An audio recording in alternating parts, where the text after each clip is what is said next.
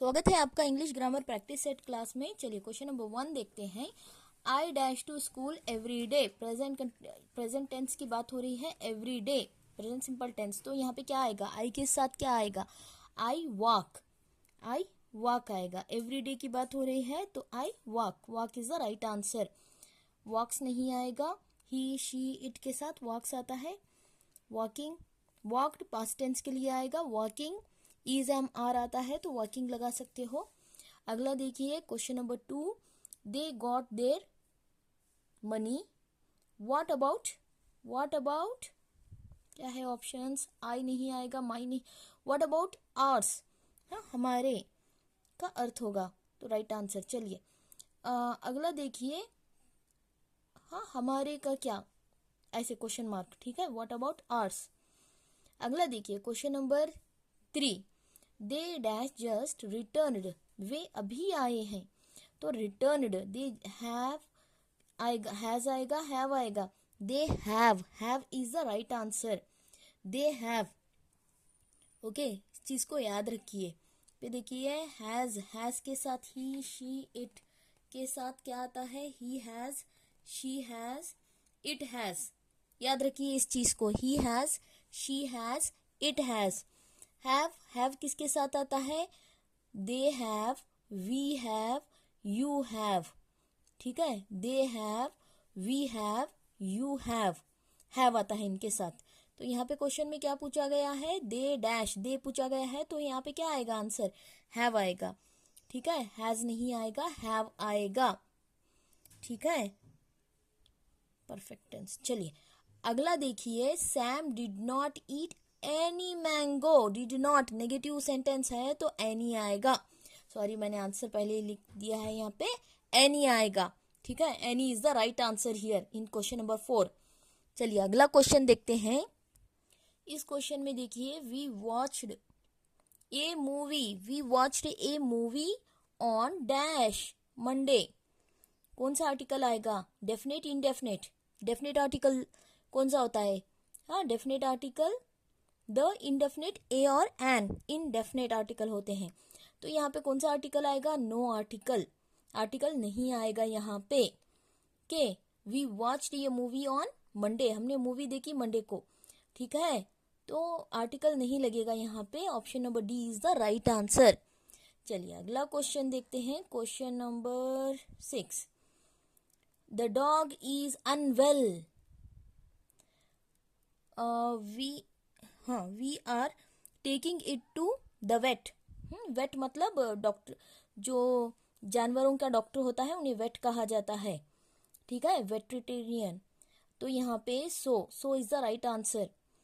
हाँ dog unwell है, dog बीमार है, इसलिए हम इसे डॉक्टर के पास ले जा रहे हैं, वेट के पास। वेट मतलब यहाँ पे जानवरों के डॉक्टर के पास।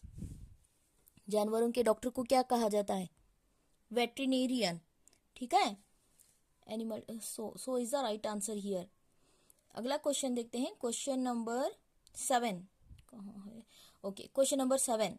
रानी लक्ष्मीबाई वॉज बॉर्न इन 1835। क्या दिया गया है? प्रीपोजिशन इन है, किसी भी ईयर के लिए यहाँ पे इन एक बार दिया गया है। She died dash 1858। तो यहाँ पे कौन सा वाला प्रीपोजिशन आएगा? राइट प्रीपोजिशन क्या आएगा यहाँ पे? अगेन ईयर दिया गया है तो राइट आंसर क्या आएगा? इन ही आएगा। ईयर के लिए कौन सा वाला प्रीपोजिशन यूज करोगे? In is the right answer. I hope you understood.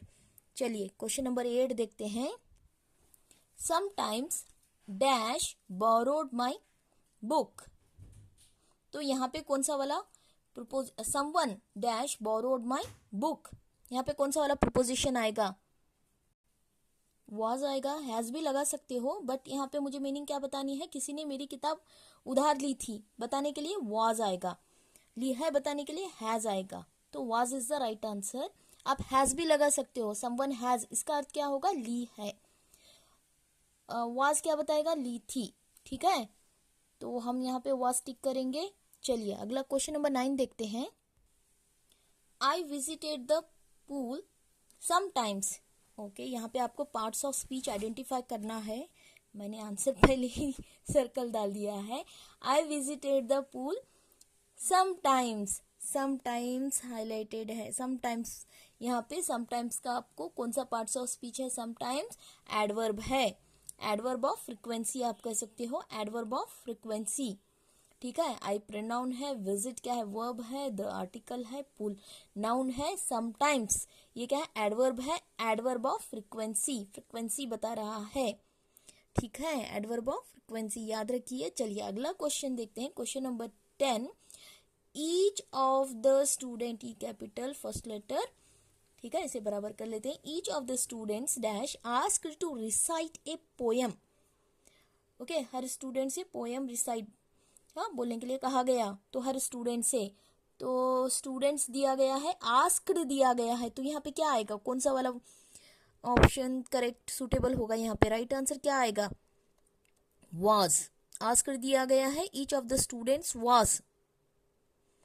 Okay, कहा गया था, हर स्टूडेंट से कहा गया था पोयम रिसाइट करने के लिए, वाज आएगा, वाज, अगर वाज लोगे तो इसका अर्थ क्या होगा, प्रत्येक छात्र से एक कविता सुनाने के लिए कहा गया, इसका अर्थ होगा। अगर हैज लगाओगे, कहा गया है, प्रत्येक छात्र से एक कविता सुनाने के लिए कहा गया है, हैज लगाओगे तो, वाज लगाओगे तो कहा गया था होगा अर्थ।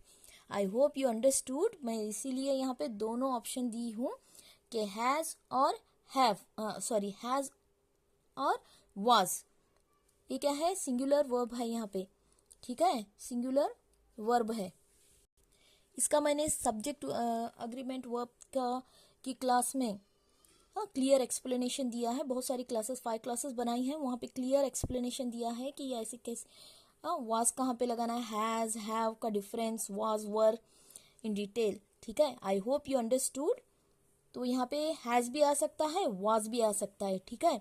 हैज आने पर कहा गया था कि एक पोएम सुनाए, प्रत्येक छात्र से एक कविता सुनाने के लिए कहा गया, ठीक है।